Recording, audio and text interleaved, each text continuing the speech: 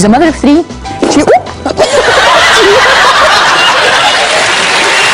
welcome back.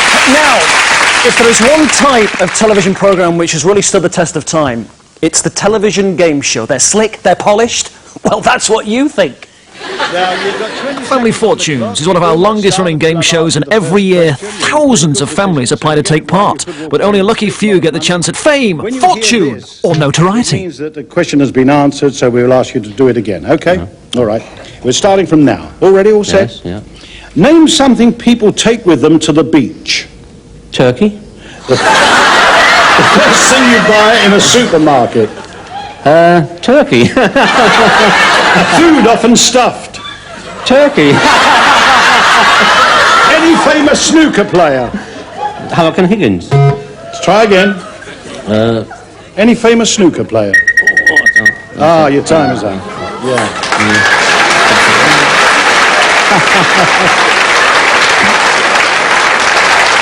Come, Bob. Now, you've got a chance here of making £1,000 and 2 weeks. 2 weeks in Turkey. And,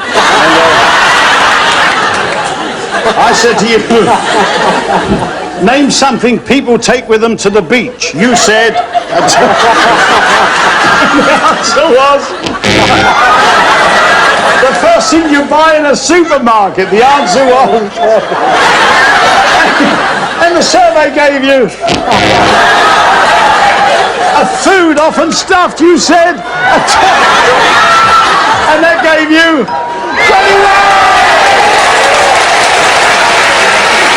And then we said... And unfortunately... you didn't beat the clock, but I'll tell you what, you won £152 doubled. You have 354 up there, and you've got all those prizes, and you can go back to the asylum with the people. And who can ever forget that school of knowledge, which was 3-2-1. This is a composer, German by birth, English by adoption. Best known for an oratorio published in 1741. It was called Messiah. You're bound to know his Handel. Who is it? God, I used to have this at school. Well, you were nearly there. Well, so who's the composer?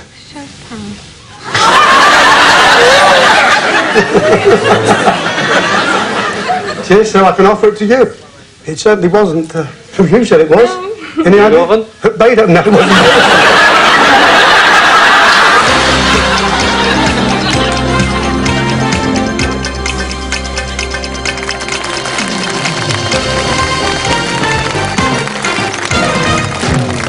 D.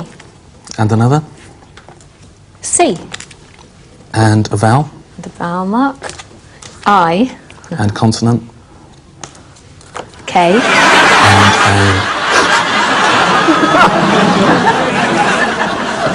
Sorry.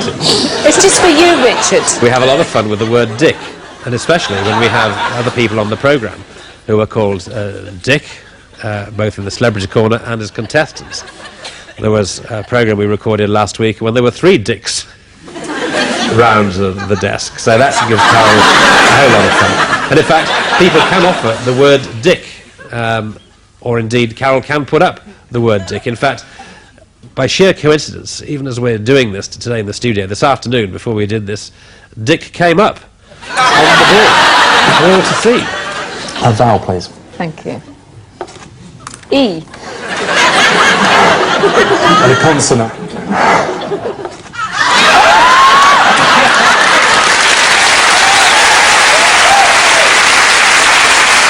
Would you please give a very warm welcome to one of Britain's most popular game show hosts. He's here tonight, the one and only Mr. Les Dennis.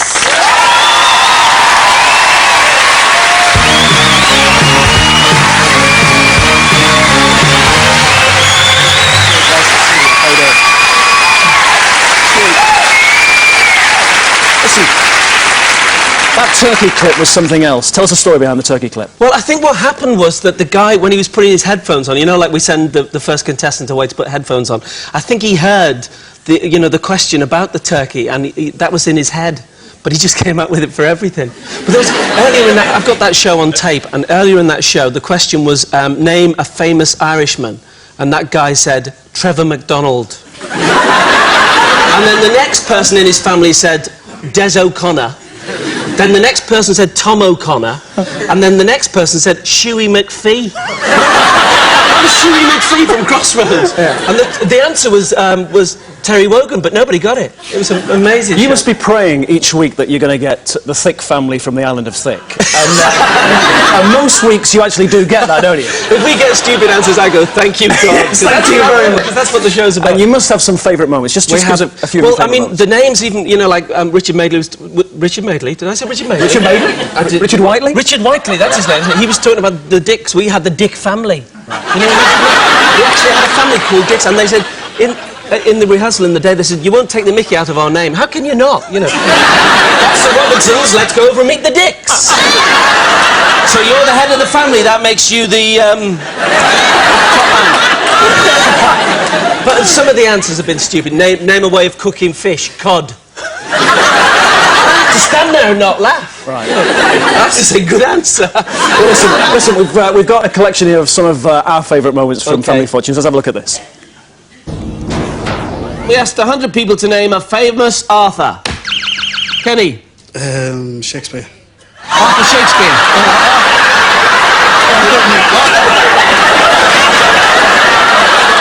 That's there, I'll give you the car myself. A well-known superstition. Gonna need something from your kit. Running in front of a car. Run in front of a car. Run in front of a car. 100 people surveyed.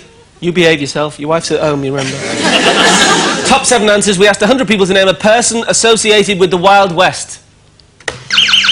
Joyce. Buck Rogers. Buck Rogers. He lives in the 21st century. Listen, if it's fair, Joyce, we'll just cut to the chase. You can have the car.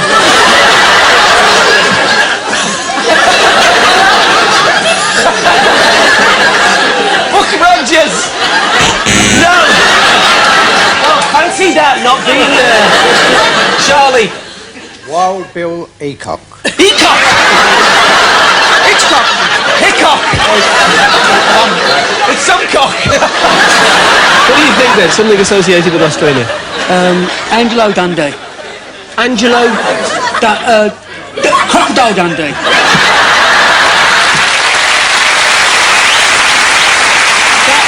That guy... The first guy there who said about famous author, I have to say that he thought I'd said author. So, you know, that's why he said Shakespeare. Well, long may it continue, and long may you continue. Family Fortunes, Mr. Les Dennis, everybody. Thank you, Steve.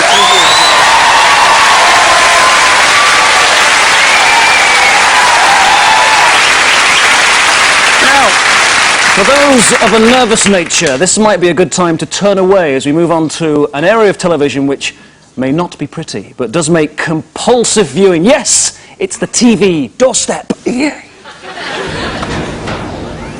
There are many things people don't want on their doorsteps. Jehovah's Witnesses, bailiffs, dog poo, and TV journalists. We know you speak English.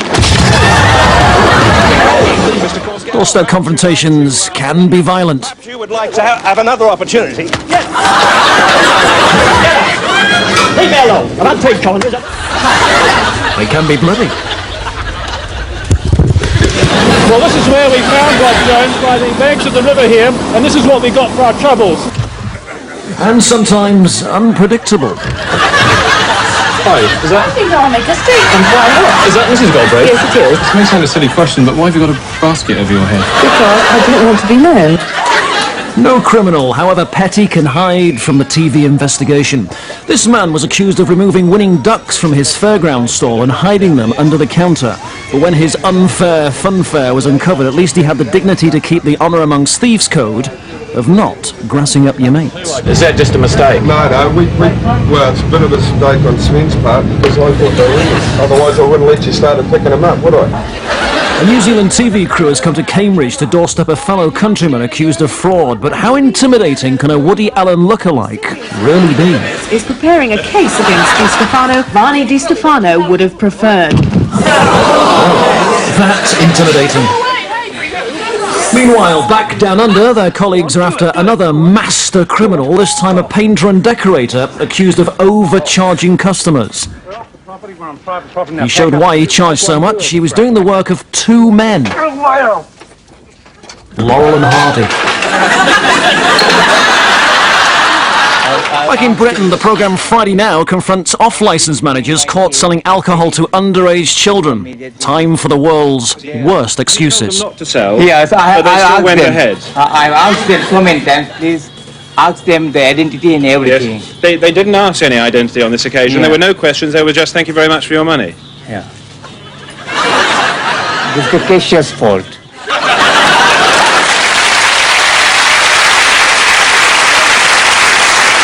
Now, I don't need to tell you that the one cardinal rule, not just in television but in life, is never to work with children or animals, unless, of course, you're a teacher or a zookeeper. But there's another couple of things to stay clear of. Rally drivers is one, and Chinese chefs. This little lad came in, he was 8 years old, and he'd done an O-level in computer studies. He was the youngest person to have got a pass, and he came in to have a chat. And at the end, I said, so what do you want to be when you grow up? I'd like to be a scientist because I like science, and also an asteroid is going to hit the Earth and I want to stop it, and it's going to hit the Earth on my birthday, 26th October. And the year is... Not this year though, I hope. No, it's the year 2029. And I said, goodness, and how old are you going to be then? You're going to be... And I was counting through my fingers, and quick as a flash, out it came. How old will you be? 38. You'll be 38. He's also good at maths. He's very good at maths, much better than I just thought, yeah, a bit like being on Countdown, really. I'm just completely innumerate. We had this sequence of the happiest dog of the year competition, and we had the finalists in studio. And let's just say they were very happy to be there, or in heat, one of the other. Like a dog chorus, this isn't it, really?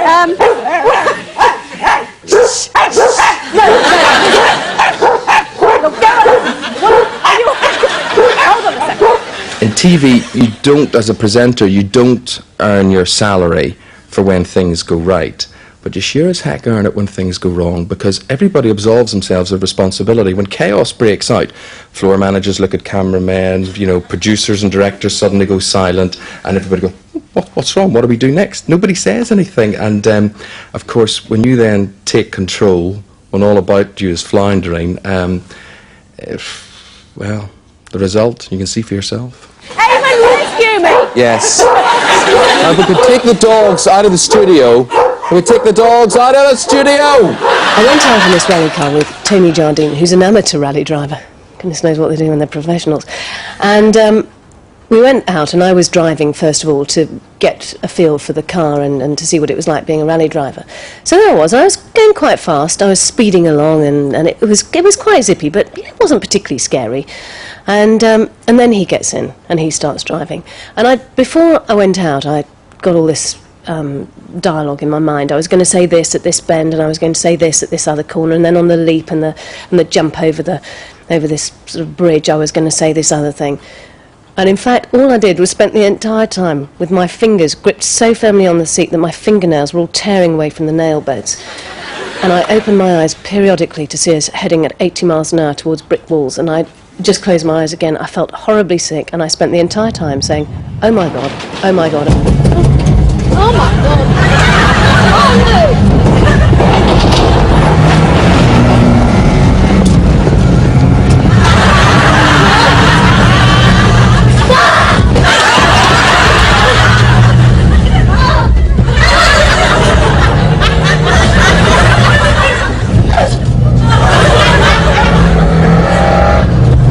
I love this, don't you? Here's this jump again.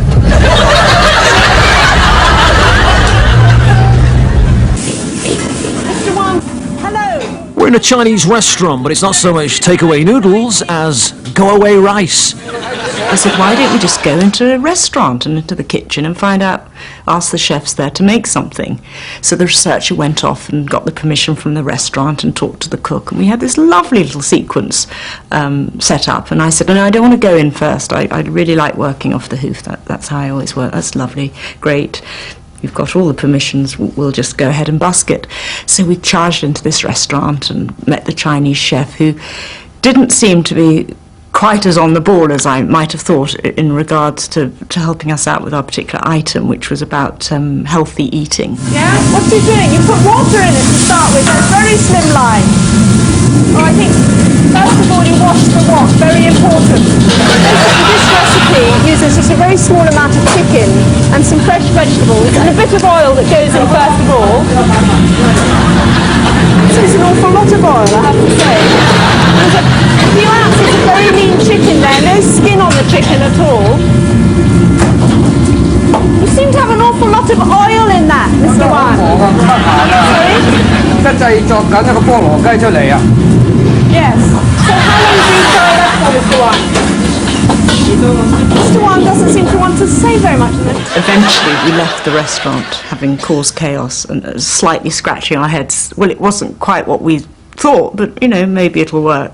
And I went up to the producer and said, well, you know, I don't know what we've got, but this man did cook something. And he said, well, I'm not surprised it didn't go according to plan. You went into the wrong restaurant.